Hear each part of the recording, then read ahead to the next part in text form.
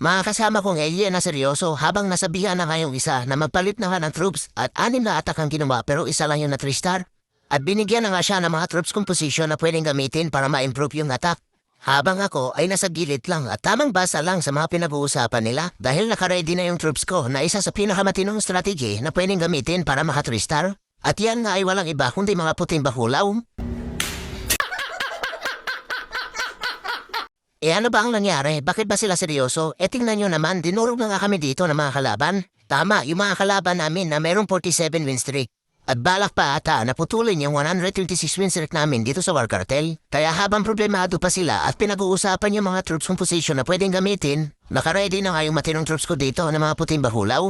Kaya habang problemado pa sila, bumanat na nga ako dito sa base ni Buhasan. Si Buhasan na naka-war scenery at max na sa T17 yung account niya. Bale dito nga, nilapagan ko lang muna ng isang Barbie para malaman kung meron ba mga nakatagong mga poste ng PLDC. Muti na lang wala, kaya inilapag ko na yung mga imbispel sa mga ibang defense. Sabay inihagis ka agad yung bulalakaw ni Tatan papunta doon sa bahay ng Carpentero. At ginamit yung malaking pana nito pa akin papunta doon sa may town hall. Kaya ayun, nakapiso na kaagad. Ganun lang kadali, Idol Baby Damulag. Kaya wag mo na pahirapan yung sarili mo. Gamit yung mga super yeti kung habol mo lang ay piso. Pero hayaan na dahil si Baby Damulag yun. Kaya inilapag ko na nga dito yung bahay ng aso dito sa may baba. Kasama ng ilang pirasong puting bakulaw para may tatangke sa dalawang robot at sa mga salamangkero. At ginamit ko na nga yung isang bungo na nakasakay sa tae para buksan yung pader para makapasok yung Abnoy kasama ng mga puting bakulaw at si Tatang. Ang problema nga lang yung Archer Queen tinopak na naman at ay kinulong yung sarili. Pero hayaan na dahil malakas na yung tupak niyan. At balik na lang tayo dito sa mga grupo ng mga puting bakulaw at tinapakan na nga yung malaking tae. Sabay na huli pa ng ipo-ipo. Kaya yun, isa-isa nagkandamatay. Kaya naglapag pa ako ng ilang piraso para sigurado may tatangki dito kay Abnoy at kay Tatam.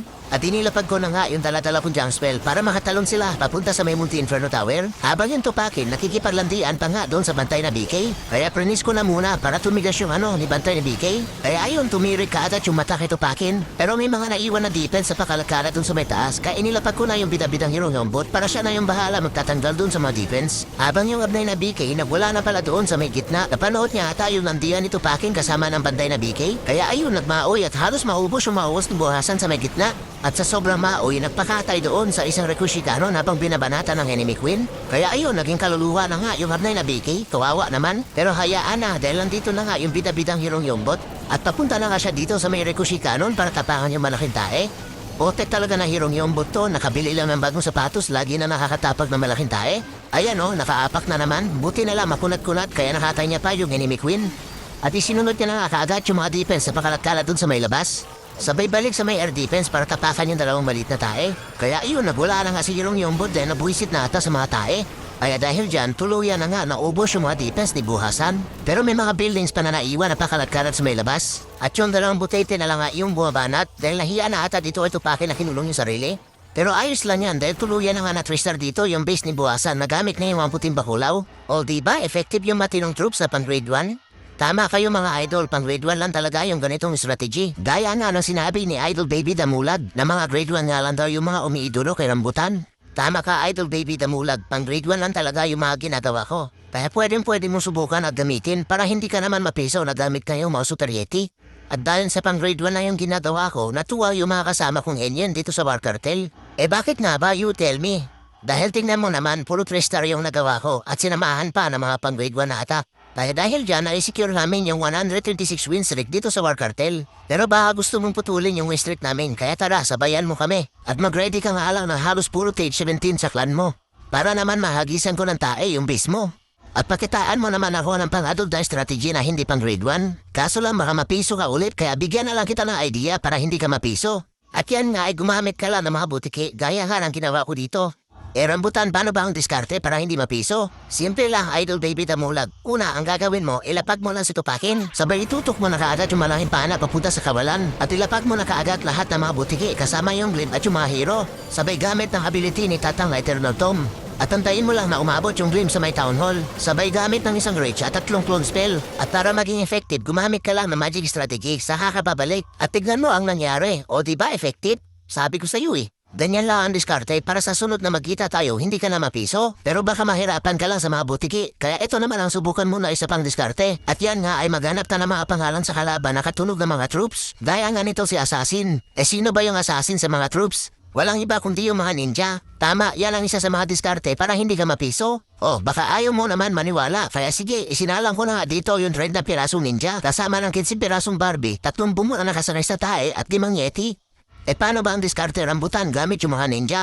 Una syempre, scout mo lang yung base at tignan mo kung saan pa pwede ihagis yung bulalakaw ni Tatang. Daya nga dito sa base ni Assassin, nilapagan ko na kaagad ng mga indispel yung mga ibang defense. Sabay inihagis ko na kaagad yung bulalakaw ni Tatang papunta sa may town hall.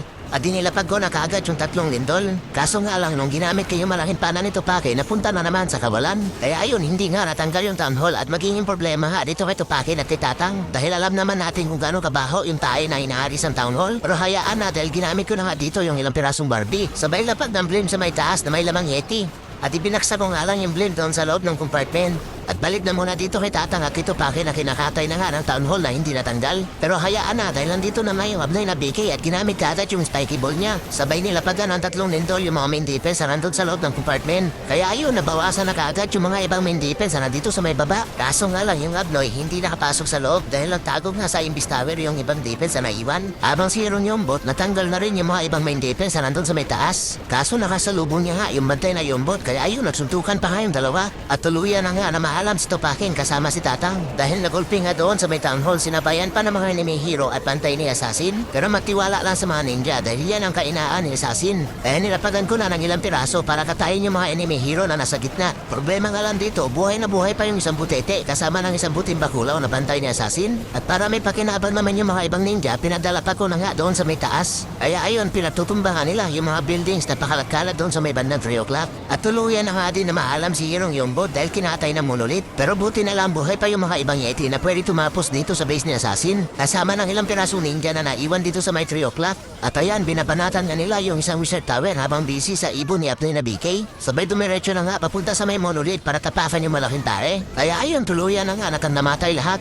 Pero nandito na nga yung mga MVP na mga Yeti na nagdadabog pa sa may pader. Galit na galit ata at pinagsusuntok nga yung pader. Paano ba naman hindi nga sila makagantay dito sa mga umaapoy na anak ng butete? Pero naging pabor pa nga at unti-unti nga naglabasan yung mga Yeti mites at dumiretso nga papunta sa may monolith. Dahil sa bandang dulo na twister pa rin yung base ni Assassin na ginamitan ng 30 ninja at 5 pirasong Yeti. O diba effective yung naging diskarte? Ganyan lang ang gagawin para hindi ka mapiso gamit yung mga super Yeti. Kaya dahil dyan na perfect namin yung wara, kami ngayon nanalo dito sa JPC Crew. Pero baka ayaw mong pa rin maniwala na kaya makatristar yung ganong klaseng diskarte. Kaya sige, isinama ko na yung isang warpa namin dito sa JPC. At ayan, tignan mo yung pangalan, si Pinkman. Sino ba yung troops na kulay pink pero man? Walang iba kundi itong Barbie. O diba, pink na pink pero mukhang barako? Ano pa ang gagawin? Kaya isinalam ko na nga dito na puro nga Barbie yung laman ng army camp. Kasama na pati sa reinforcement dahil 55 Barbie nga lang yung nilagay ko. Tamang-tama to Idol Baby Damulag dahil ayaw mo na sa mga berdeng garapata. Kaya subukan mo naman gumamit ng ibang event troops. Gaya nga nito na puro Barbie lang yung laman ng army camp at reinforcement. At iwasan mo na gumamit ng pang-tournament na strategy gaya ng mga Super Yeti para hindi ka na pumiso. Pero baka ayaw mo talaga maniwala, kaya sige, panoorin mo na lang yung mga atakan pang grade 1. At ito na nga yung base ni Pigman na nasa gitna talaga yung down hall. Kaya pag hindi mo sinamahan ng diskarte, piso malala talaga yung aabutin mo dito. Daya nga nang ginawa mo dun sa isang mong attack na basta-basta mo lang inilapag yung mga Super Yeti at hindi nahila si Tatang. Pero hayaan na dahil ikaw nga si Idol Baby Damulag. At hinagis ko na nga dito yung bulalakaw ni Tatang papunta doon sa bahay ng karpentero. Sabay nilapagan ang 2 lindol kaya ayon burado na kaagad yung mga ibang main defense ni Pinkman. At para hindi magsalo si Tatang, ibinaba ko na dito yung bato-batong katawan ni Apnoy na BK. Para kalat ka rin na si Tatang papunta dito sa may baba. Pero nakasalubong pa nila dito yung bantay na enemy BK. Kaya ayan, nagsapakan muna yung dalawa. At ibinaba ko na nga yung reinforcement ko na machine na bahay ng aso dito sa may baba. Para makatulong kaagad yung 2 robot kasama ng mga salamangkero na matanggal yung mga building sa pakalat-kalat dito sa may baba. Dahil ang plano, papalakarin ko lang yung 3 hirong buang papunta dito sa may multi-gear tower. At unti-unti na nga ako naglalapag ng mga Barbie doon sa may 3 o'clock para may pakinabang naman. Sabay nilapagan ko rin ang mga Barbie yung mga pakalat-kalat na buildings dito sa may gilid. Kaya ayan yung 3 hirong buang, nakapokus lang sila dito sa mga defense na nakapalibot dito sa bantay na Machu Papa. At ang plano ko nga dito, makapasok sila papunta dito sa may multi-gear tower. Pero hindi nga ako dito nagdala ng bungo na nakasar sa tae o jump spell. Kaya ayan, ginamit ko na kaagad yung ability ni Apnoy na BK na earthquake boots para mabuksan kaagad yung mga pader. Kaya dahil dyan, abot na nito pakin yung town hall ni Pinkman. Pero marami pa mga building sa defense na pakalat-kalat doon sa may taas. Kaya unti-unti ko nilalapagan ng Barbie para tanggalin na nila kaagad. At inilabas ko na nga yung mga kambal nito pakin para basagin kaagad yung town hall. Sabay lapag kay Hirong Yombot para makipagsapakan dito sa Yombot ni Pinkman.